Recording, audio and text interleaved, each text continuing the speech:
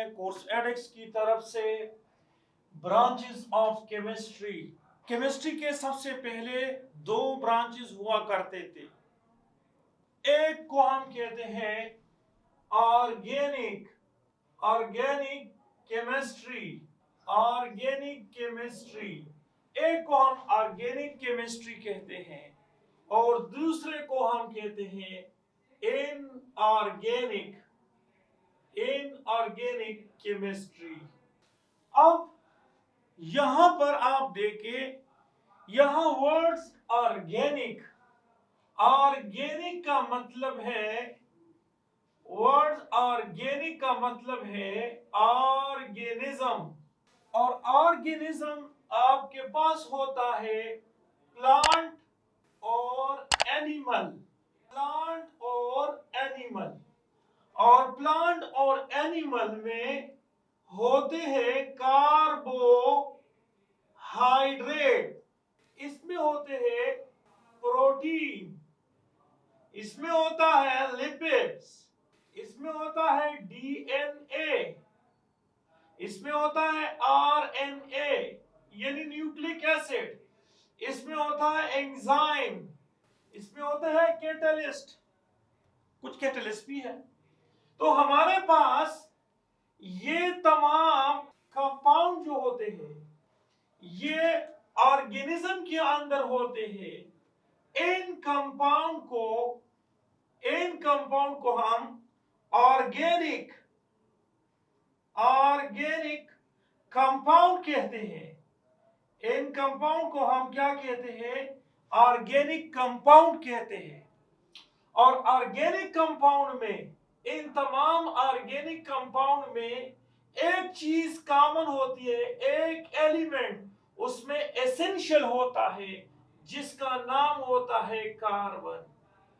तो carbon organic compound में essential element है। ये कंपाउंड जितने भी आप देख रहे हैं ये ऑर्गेनिज्म के अंदर मौजूद होते हैं और इसी को हम क्या कहते हैं? इसी को हम ऑर्गेनिक कंपाउंड कहते हैं। और ये ऑर्गेनिक कंपाउंड ऑर्गेनिज्म के अंदर होते हैं या ऑर्गेनिज्म से डिराइव होते हैं या नेचुरल सोर्स, इसका नेचुरल सोर्स जो है इस ऑर्गेनिक कंपाउंड का नेचुरल सोर्स वो क्या होता है? वो ऑर्गेनिज्म होता है।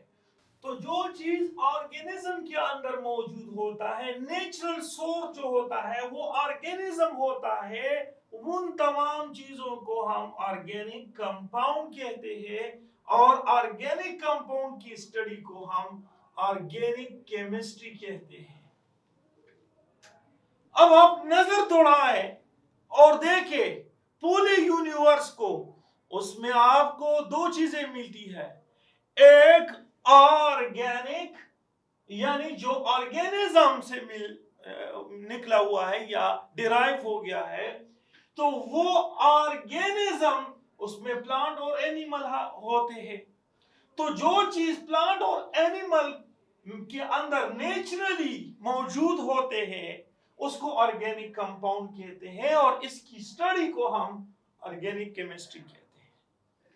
अब in organic chemistry, it is the branch of chemistry in which we study about non-organic compound या फिर इसको हम कहते हैं inorganic compound या inorganic substance। उसमें हम इनऑर्गेनिक कंपाउंड या इनऑर्गेनिक सब्सटेंस स्टडी करते हैं। यहां पर ऑर्गेनिक और यूनिवर्स में होते हैं ऑर्गेनिक और नॉन ऑर्गेनिक, और इसका नेचुरल सोर्स याद रखिए, इसका जो नेचुरल सोर्स होता है वो होता है वाटर, एयर होता है, सॉइल होता है, रॉक होता है। तो जो चीज नेचुरली यहां पर मौजूद होता है, तो इस कंपाउंड को या इस सब्सटेंस को हम इनऑर्गेनिक सब्सटेंस या इनऑर्गेनिक कंपाउंड कहते हैं। और उसकी केमिस्ट्री की वो ब्रांच जिसमें हम इस नॉन ऑर्गेनिक कंपाउंड को या इनऑर्गेनिक कंपाउंड को हम स्टडी करते हैं, तो इसको हम क्या कहते हैं? Inorganic chemistry. तो हमारे इस पूरे यूनिवर्स में चीजें दो हुआ करती है। एक होता है ऑर्गेनिक, जो ऑर्गेनिज्म से डिराइव हो गया है, जिसका नेचुरल सोर्स ऑर्गेनिज्म हो, और जिसका नेचुरल सोर्स नॉन ऑर्गेनिज्म हो। ऑर्गेनिज्म के अलावा जो चीज naturally water, air, soil, rock में नेचुरली मौजूद होता है, वो इनऑर्गेनिक कंपाउंड या इनऑर्गेनिक सब्सटेंस कहलाता है, और उसकी स्टडी को हम इनऑर्गेनिक केमिस्ट्री कहते हैं। अब देखिए, आपके दिमाग में ये क्वेश्चन भी होगा कि सर, पेट्रोल तो वाटर पे तैरता रहता है, क्या पेट्रोल भी आपके पास इनऑर्गेनिक है? नहीं, पेट्रोल नेचुरली वाटर पे नहीं होता है, बल्कि याद रखिए, ये ऑर्गेनिज्म की डिकम्पोजिशन से पेट्रोल बनता है और वो पानी पे तैरता है। तो अब देखिए, ऑर्गेनिज्म और नॉन ऑर्गेनिज्म, ऑर्गेनिज्म और नॉन ऑर्गेनिज्म, ये एक दूसरे में एक्सचेंज हो सकते हैं, इसका तबादला हो सकता है। जिस तरह हमारे जिस्म में पानी भी है, हमारे जिस्म में नमक भी है, और हम ऑर्गेनिज्म है, लेकिन नमक और पानी का ये नेचुरल सोर्स नहीं है ऑर्गेनिज्म, इसका सोर्स नॉन ऑर्गेनिज्म है। तो जो चीज नेचुरली नॉन ऑर्गेनिज्म में मौजूद होता है, जिसका natural source water, air, soil और रॉक होता है, उसको हम क्या कहते हैं? उसको हम इनऑर्गेनिक केमिस्ट्री कहते हैं। तो ऑर्गेनिक केमिस्ट्री में हम ऑर्गेनिक वर्ड्स ऑर्गेनिज्म से डिराइव हो गया है, वो प्लांट और एनिमल होते हैं। इसमें carbohydrates, protein, DNA, RNA, lipids, enzyme, ये सब कुछ मौजूद होते हैं। ये कंपाउंड ऑर्गेनिक कंपाउंड है, और ऑर्गेनिक कंपाउंड ऑर्गेनिज्म में होते हैं, नेचुरली ऑर्गेनिज्म सोर्स है इसका, और इसकी स्टडी को हम ऑर्गेनिक केमिस्ट्री कहते हैं। जबकि इनऑर्गेनिक कंपाउंड या नॉन ऑर्गेनिज्म से ये जो इनऑर्गेनिक कंपाउंड होते हैं, ये नॉन ऑर्गेनिज्म में होता है। और आप देख रहे हैं, एयर, वाटर, सॉइल और रॉक जो होता है, वो नॉन ऑर्गेनिज्म होता है। और नॉन ऑर्गेनिज्म में वाटर, एयर, सॉइल, रॉक होता है, और जिसका source, natural source non organism होता है, वो कंपाउंड कहलाता है नॉन ऑर्गेनिक कंपाउंड या इनऑर्गेनिक कंपाउंड, और इसको हम इनऑर्गेनिक केमिस्ट्री कहते हैं। ओके, अब हम जाते हैं, एक्सप्लेन करते हैं फिजिकल केमिस्ट्री। तो अब देखिए, अगर आपके पास कंपाउंड ऑर्गेनिक का हो या इनऑर्गेनिक का हो, अब देखिए, कंपाउंड अगर आपके पास कंपाउंड ऑर्गेनिक का है या इनऑर्गेनिक का, और इसकी आप स्टडी करते हो, किसको स्टडी करते हो? Physical property. देखिए, फिजिकल प्रॉपर्टीज स्टडी करते हो, किसकी? ऑर्गेनिक कंपाउंड की या इनऑर्गेनिक कंपाउंड की। ऑर्गेनिक कंपाउंड हो या इनऑर्गेनिक कंपाउंड हो, उसकी अगर आप फिजिकल प्रॉपर्टी स्टडी करते हो, फिजिकल प्रॉपर्टी क्या है? इंटर मॉलिक्यूलर फोर्स है, इसमें आपके पास कलर है, इसमें आपके पास मेल्टिंग पॉइंट है, इसमें आपके पास बॉइलिंग पॉइंट है, इसमें आपके पास विस्कोसिटी है, इसमें आपके पास सरफेस टेंशन है, सरफेस टेंशन है, इसमें आपके पास इवापोरेशन है, वेपोराइजेशन है, कंडेंसेशन है। तो अगर आपके पास कंपाउंड ऑर्गेनिक हो या फिर इनऑर्गेनिक हो और उसकी आप फिजिकल प्रॉपर्टी को स्टडी करते हो, तो केमिस्ट्री की इस ब्रांच को हम फिजिकल केमिस्ट्री कहते हैं। ये केमिस्ट्री का, तो फिजिकल केमिस्ट्री क्या होती है? फिजिकल केमिस्ट्री में हम याद रखें, कंपाउंड अगर ऑर्गेनिक हो या इनऑर्गेनिक हो, उसकी फिजिकल प्रॉपर्टी, जिस तरह surface tension, viscosity, intermolecular attractive force और इसके अलावा डेंसिटी, ये डेंसिटी भी जो है एक फिजिकल प्रॉपर्टी है। अगर हम इसको स्टडी करते हैं तो इसको हम क्या कहते हैं? फिजिकल केमिस्ट्री कहते हैं। अब देखिए, अगर आपके पास कंपाउंड